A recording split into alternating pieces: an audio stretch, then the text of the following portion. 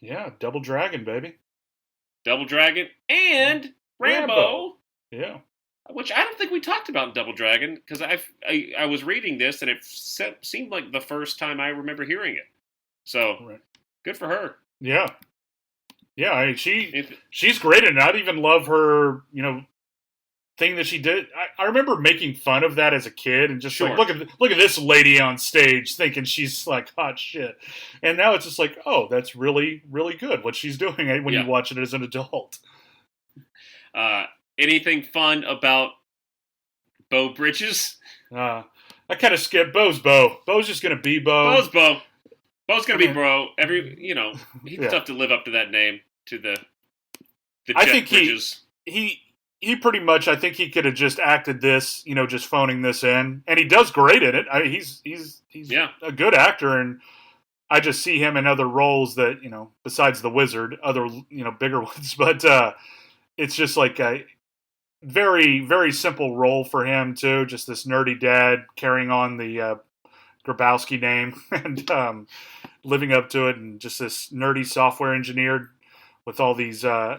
Remember the one scene in this movie that I really liked a lot? He's like flipping through one of his like computer books, and it was like one of the spiral, probably a 4x4 kind of. When I say you have 4 inches by 4 inches, but it's like a little flip book, and it had computer stuff in there. Did you ever have computer class where you had those little books and you had to do the step by step to like save Oh them? yeah. And it was so fun completing those things, like getting like, oh, just step one, and having my Yeah. book and my computer and doing that. And I really like doing Yeah, that and like the step by step to like program your computer to do this. Or that. like, Right. yeah, that was Yeah. man. Computer classes should have stuck with it. Then let's get into maybe Mako, huh? We should, because Sort of a legend. He's I mean, compared to Norris, he might be. I think he's actually in acting hindsight. He's been nominated for Academy Award for one of my favorite movies, The Sand Pebbles, and I didn't even realize that was him, and I felt bad not. I didn't knowing realize that. that's one of your favorite movies. Oh, love it. McQueen, Navy guy. Yeah, it's fun. It's a great movie, man. And he was a Tony-nominated musical theater actor. I mean, this guy. Right. We don't want to do a 4-hour podcast, but it feels like we could just do a podcast on this guy. He's been in movies with everybody. Arnold, he's done really bad movies. He's done really great movies. Yeah, Conan the Barbarian, like you mentioned, The Destroyer, Behind Enemy Lines. Gosh, and then he did voice acting. He was in RoboCop 3. And just an insane list of television credits. Yeah. I mean, this guy's career is wild. He was in...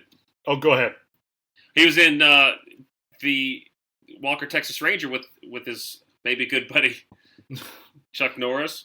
Yeah.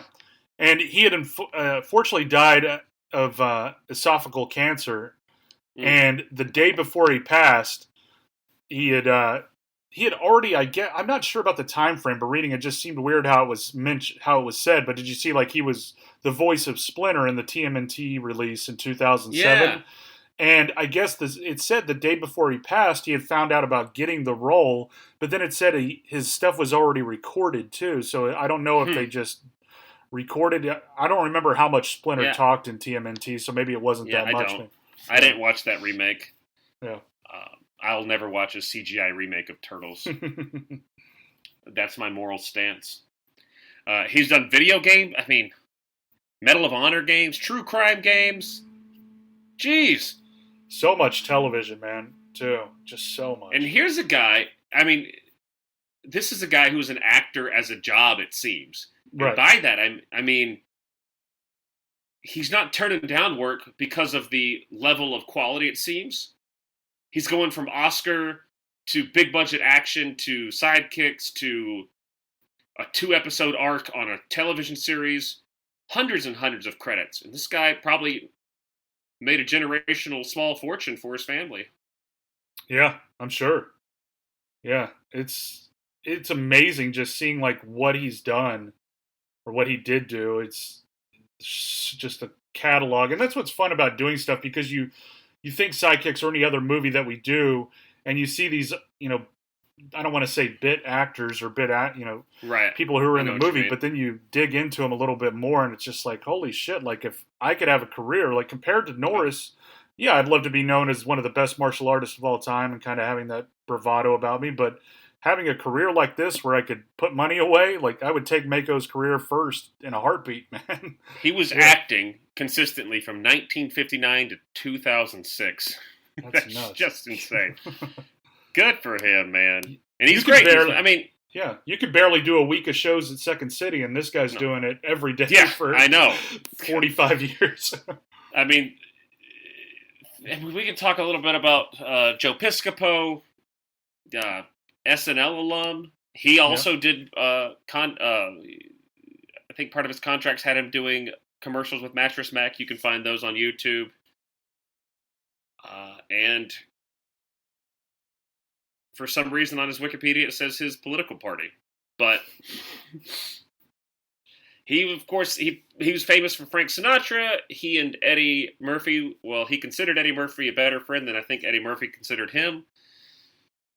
He's done on some movies. Piscopo considered running as an independent for governor of New Jersey in 2007 based on Donald Trump's success. So there you go. That's crazy. Piscopo has been active in a band and performed stand-up and music at a political rally hosted by Mike Lindell of My Pillow fame in May of 2021. Doesn't seem like a Democratic... I wonder if that's a bit. Piscopo had been active in a band, performed stand-up and music as a political rally hosted. No, I remember seeing the My Pillow, Mike Lindell, the rallies that he would hold. It was on the... who's the guy with the glasses on Comedy Central? The news correspondent. Stephen Colbert? Yeah, Stephen Colbert. Oh. I think it was on that when one of the funny guy who's always at the rallies and everything. You know who I'm talking about? Kepler, Jordan. Yeah, Kepler. He was at one of those rallies for the Pillow Guy, and it was right. But I guess I find it strange that his political party is Democratic. Oh yeah. No, I see what you're saying now. Yeah. Maybe that's different than Democrat. Maybe that's maybe I'm learning something new here. Yeah. Democratic Party is one of the two major contemporary. No, that's Republican or Democratic. Well, I don't know why he would be performing at My Pillow, but so that's Joe Piscopo, and that's our cast, and that's the people behind it. It's a strange film. This movie was made to be motivational and uplifting to kids, and it's pretty saccharine with that. And let's get into the movie. As we start with I don't know if this is a Chuck Norris film that we start with. A lot of these are based directly from Chuck Norris films. Right. I don't know if this one is. Which one is the first one? Remind me again. Where she's tied up. Oh, yeah. No, I don't. Not that I know of. But yeah, it's like this is like, we get the deep cut of the Brandis daydreams here, like of the Grabowski daydreams for the first one to open up with. Yeah. And it kicks it off to where it is, what's her name? Julie Nicholson's soul, Noreen Chan, as the damsel in distress, which most of these daydreams carry on the same point and click kind of. Yeah. Until Winnie gets in there. Right. Isn't that Winnie from, what's it called? It is. Yeah, Wonder Years, right? Wonder Years, yeah. The mathematical writer now and educationer and educationalist. Yeah. God bless her. Yeah. So this movie, you get a few things. He's a bullied kid. He can't breathe. The interesting thing to me is I texted you. I said, man, Beau Bridges is really batting out of his league. I find, even as a kid, I found Noreen Chen to be gorgeous. Oh, yeah, she was. Yeah. And she has the classic 90s teacher, short hair, baggy, like pleated khakis, and a shoulder-padded blazer. And here comes slubby computer Beau Bridges. Now, help me out here. They have been seeing each other, right? It just doesn't start because of the kid. There's an active relationship. That's what I took from it. Watching this again, it kind of brought that to light a little bit. Like, oh, this seems like it's been happening just off camera more than we see. Little vague because right. Remember when he's talking to her and Barry shows up? They're in the library and Beau Bridges is like, since the mother passed, all this stuff. He's been blah blah blah. Barry shows up, and when he's leaving, the dad's like, "All right, let's go, Bear." And they're leaving, and she comes out and hands him his glasses, and she's like, "You left these," and Jonathan Brandis' reaction to that is as if he left them at her house or something. Right. He's like, "Oh, okay," but I think he just left them in the room. I think so. Maybe they just acted it too well to where it's kind of like, oh, maybe there was behind the scenes chemistry going on with Beau and Norris. Hey, you never know. Good for him. Yeah. So that relationship is going on, and Beau Bridges somehow she's infatuated with him. I mean, she's just I don't know. I mean, he's this maybe 60-pound overweight computer science guy. Beige blazer, tie. All the time. Yeah. Seems nice enough. But I don't know. Maybe that's just the movie side of me. I wish Beau Bridges the best. Yeah. Always have. So basically, Noreen's uncle? Uncle, yeah. Uncle comes in to run the restaurant for her because she's also a manager at this restaurant and a full-time teacher. Right. The Frying Dragon. Yes. That is a problematic name, but I guess they're protected because it's run by... I guess, it's just that... It feels bad to say. It does. But it also seems like in the same way that Mr. Lee would put that name for his restaurant. Or, I guess it's not his, because it's never said the owner, distinctively, who owns that restaurant, but because it's in the Lee... It's in the Chan family, isn't it? It's their restaurant. Right. Yeah. It's their restaurant. Yeah. But I could see, if he was naming it, let's name it the Frying... I could see Mr. Lee naming it that. Yes, because it's funny, and he's a bit of a showman and clown. Yeah. He's Siskel and Ebert did not like this movie. They reviewed it, and they were just like, it's a paint-by-numbers remake of Karate Kid. And they were saying, basically, they would love to see this done as a parody. They were like, I wish the guys who made Airplane would make a movie like this. Which is fun to think about, because that's almost what this movie is. It's so close to being so over-the-top saccharine and stuff like that it is really close to being a parody. But it's not, and because of that, I think it suffers in terms of quality. Once again, very enjoyable, though. And the uncle comes in, he's mystic, he's magic in a lot of ways. He sets a racist coat on fire at the train station. Man, this IPA is not... I'm sorry, IPA lovers. It's just not for me.